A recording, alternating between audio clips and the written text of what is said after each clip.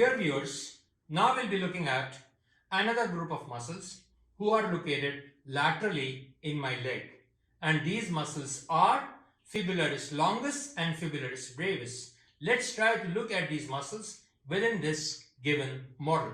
And there you can see this muscle is my fibularis longus. And the one which is below to it, that is my fibularis brevis muscle.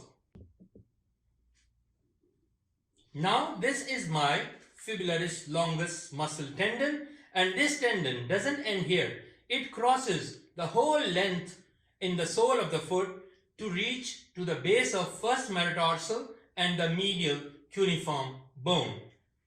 After that, you're looking at this fibularis brevis muscle, and that is attached at the base of my fifth metatarsal bone. These muscles, fibularis longus and fibularis brevis, are innervated by superficial fibular nerve, which is a branch from common fibular nerve.